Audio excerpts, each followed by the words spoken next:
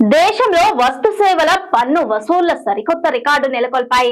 భారీగా పన్ను వసూలు జరగడంతో ఈ మార్చి నెలలో జీఎస్టీ ఆదాయం తొలిసారిగా 2 లక్షల కోట్లు దాటింది. బుధవారం విడుదలైన అధికారిక గణాంకాల ప్రకారం మార్చిలో వస్తున్న జీఎస్టీ వసూలు 2,64 కోట్లుగా నమోదయ్యాయి. గత ఏడాది ఇదే నెలలో వసూలైన 1,83,845 కోట్లతో పోలిస్తే ఇది 8.8% అధికం కావడం గమనార్హం. దేశంలో వస్తు సేవల పన్ను వసూళ్లు సరికొత్త రికార్డు నెలకొల్పాయి. భారీగా పన్ను వసూలు జరగడంతో మార్చ్ నెలలో జీఎస్టీ ఆదాయం తొలిసారిగా 2 లక్షల కోట్లు దాటింది.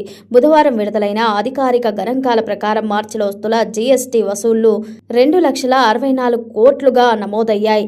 గత ఏడాది ఇదే నెలలో వసూలైన 1,83,845 కోట్లతో పోలిస్తే 8.8% అధికం కావడం గమనార్హం.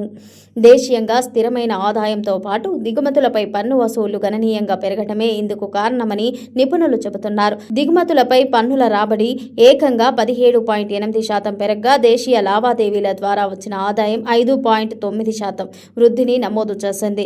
ఇక రిఫండ్లను సర్దుబాటు చేసిన తర్వాత నికర జీఎస్టీ వసూళ్ల మార్చిలో 1,77,990 కోట్లుగా నమోదయ్యాయి.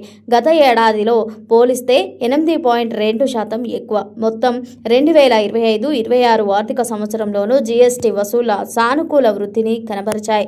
ఈ ఏడాది స్థూల వసూలు 8.3% వృద్ధితో 22.27 లక్షల కోట్లకు చేరాయి. అంతకుముందు ఆర్థిక సంవత్సరంలో 20.55 లక్షల కోట్లుగా ఉన్నాయి. అంతర్జాతీయంగా ప్రతికూల పరిస్థితులు ఉన్నప్పటికీ దేశీయ ఆర్థిక వ్యవస్థకు పటిష్టంగా ఉందని ఈ గణాంకాలు సూచిస్తున్నాయి. భారత ఆర్థిక వ్యవస్థ సుమారు 7% జీడీపీ వృద్ధితో ముందుకు సాగుతున్న తరుణంలో జీఎస్టీ వసూళ్లు కూడా అదే స్థాయిలో పెరగడం శుభ పరిణామమని నిపుణులు విశ్లేషిస్తున్నారు.